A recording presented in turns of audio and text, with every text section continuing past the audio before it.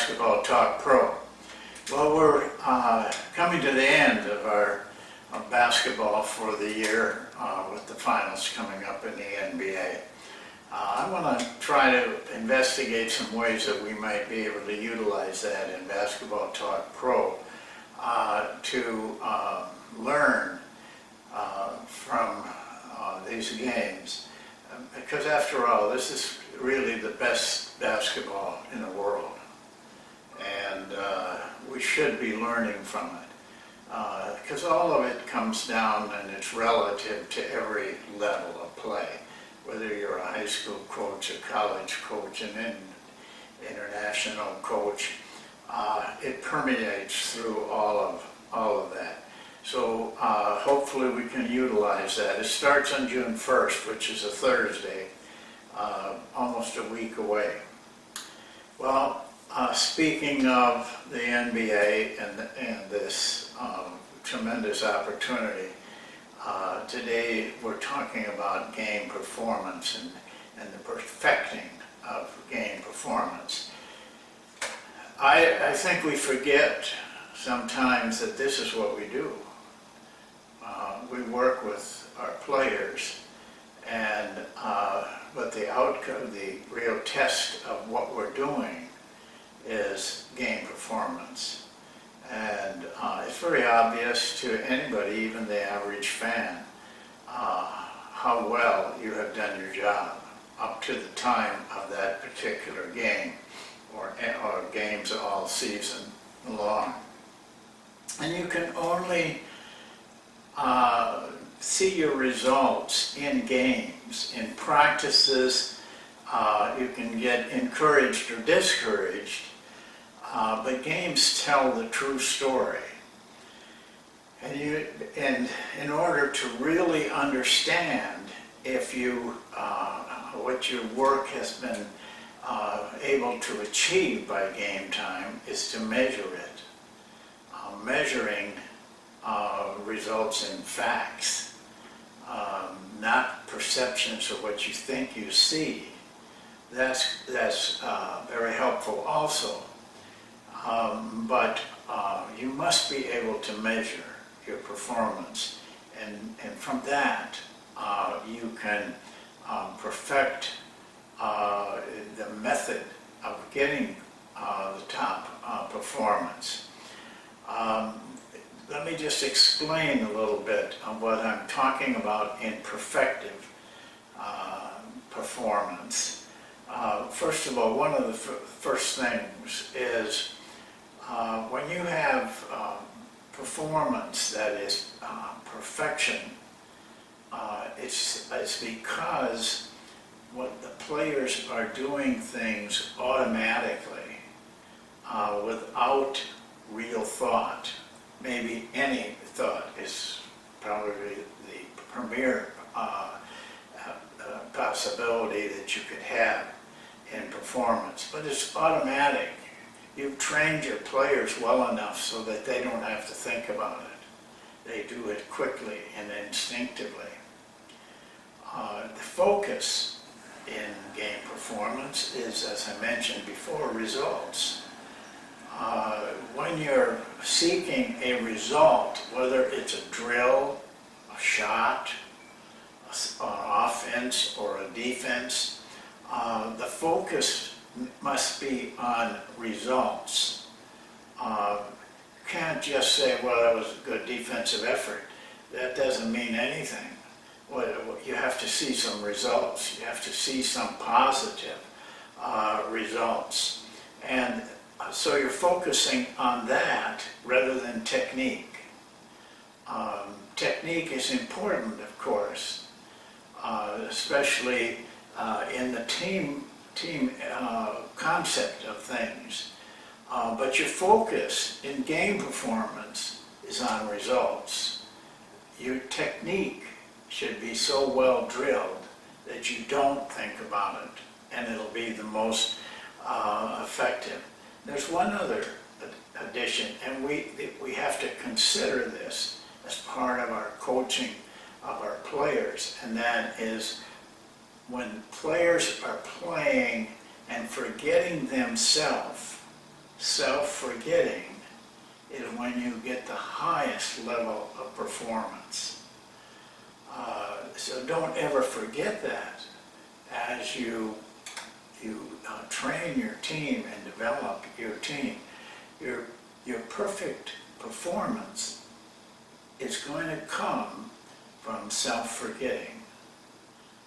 That's a part of what we do. Well, how do you develop all of this? And I'm going to get to that next.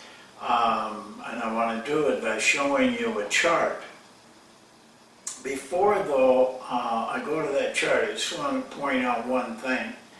When we did our meeting last Saturday with mind and brain and trying to learn that and understand it, I started with telling them a story, and I think it's apropos to what we're talking about today. It's a story I have read on Basketball Talk Pro, but you may not have heard it, or you may not remember it. It's taken from the book Zen in the Art of Archery. A man goes to Japan, a professor from Germany goes to Japan, and he wants to learn Zen, and he's told that the best way to learn it is through an activity. And there was 4 or 5 of them. Martial arts was one of them. Painting was one of them. The tea ceremony was one of them. And dance. Using this for their method to learn Zen was in the minds of the Japanese people that were all very interested in working in Zen, was the way to learn it. Well, it took 5 years for this German philosophy teacher to really, he had 5 years there. It was towards the end of this that one day he, in talking to his masters, what they were called, the master used the word "it" as a part of skill. The statement he made was, "It will release," the arrow. Well, the German professor asked him, "What do you mean by it? What does that mean?" And the master said, I won't tell you that. You have to figure it out yourself. Because if I told you or gave you hints, then I'd be a bad teacher. A couple of days later, the German professor is still disturbed by this term "it," and he talks to the professor, and the professor makes a statement again about it, and then the German said, "Well, if that's true, then you should be able to hit the target blindfolded." The master took offense at this and thought about it a long time, but he was not happy with the question, and he said, "See me tonight." So they met that night. The master, when the man got there, the master was sitting lotus style like they do in Zen and having tea, and he didn't talk. He just motioned to the man to sit down, and he gave him tea also. And they sat there for some time quietly, not saying a word. The master said nothing. Finally he got up and he motioned for the man to follow him.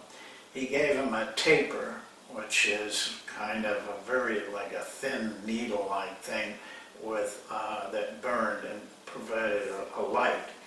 And he said, "Take that and do not put the lights on in where the targets are, but just put this in the ground in front of it," which he did. But the professor says in the book that he couldn't see a thing. He could just see a little rough outline of the target. When the professor came back, the master stepped up, and he calls it dancing the dance. But what that means is it was a ritual that everyone went through in Zen to perfect this. Well, he got up and he shot, and you could hear the thud. They knew that he had hit the target. And he quickly took another arrow out and shot again. And again you could hear that he hit the target. He said, asked the man to go turn the lights on now. So he went, he turned the lights on, and what he saw was this. The first arrow had gone directly in the middle of the bullseye. The second arrow had split that arrow and plowed through to the bullseye. So he took the target actually back to the master so he could say, and the master said, nodded, and he said, I don't really take any credit for this shot. It shot, and it hit. I tell you that story for a reason. What we're trying to achieve is it. A mysterious word, and I could only hint at what I think it is, but it's our responsibility to find out for ourselves what it means, because that is the performance that you're trying to seek, and it is more than physical. And once you can attach that, then you reach an entirely different level. Well, I'm going to take you to the chart now and show you what I think you need to look at as a matter of how you're going to approach your players and how you're going to do the things necessary for perfection. We'll go there now. Well, here's my little chart in an attempt to try to give you some idea of what is important in trying to develop the type of performance in games that we all should seek. Let's assume this is a straight line from the presentation. It's a little hard to write here. Take any one of our events as we coach. Let's just, for example, take Monk. This we presented. This is the end result, the performance of it in a game. Now, most people, when they're coaching and teaching, would at first look at it differently than I want to show you at this time. Here we have the presentation. I drew a line here to indicate the time used, the shortest time, and probably the least important time is when you present it. Here's what we're doing the first time. May take 5 minutes, 10 minutes, 20 minutes, but it's always going to be the shortest in reaching the performance that you need. And the performance, as I show in the arrow, is endless, unlimited time, goes on forever. This goes on for just a short period of time. Here is what makes performance day after day of consistent and very selective, consistent repetition. And it is continuing day after day and keeping things the same. And we'll go into that at another time. The focus. Well, for the coach, I've drawn this. If this were maximum attention here, the coach, he's really watching everything. He's involved in everything. His attention is completely on the team and the particular thing that they're doing. Say the Monk offense, which is a pretty good one to use. So here attention is maximum. But and at this point, I'll point out that most coaches think this should be over here to get to that. Their presentation and the beginning. But it is not that important in learning how to perform correctly. Here is maximum attention by the coach, which results in maximum attention to details and to what they're doing, not just doing it without any effort to do it well, because the players will show the attention generally that the coach has. So now, as it goes along, most coaches, for one thing, you don't talk as much as it moves through this, but the attention must be there. Most coaches begin to lose attention as it gets farther away from the presentation, the initial talking about it, until it gets to the performance. Then it comes back to more maximum attention in the games, but they really can't do anything about it at that time. It's just a normal thing I see in coaches after they've done, say, just one part of the drill, one drill part of the screen away drill that we run. They tend to just, as they have to say less, their attention and their involvement becomes less. The players then follow suit, and they are not as aggressive and eager to do things really correctly. But what happens is, for the coach that really gets top performance, his attention stays very even through the whole process. He may say less, talk less, but he's still involved at the maximum level. And the result then is in performance, and this we can measure, not perceive, but measure it. How long in time is hard to say. It could be half a year to get that smooth and automatic type of performance, but it may be 2 to 3 years also that you really get the thing that you want out of it. But it's the ability to stay attentive through this whole process. And equally important is that you don't change.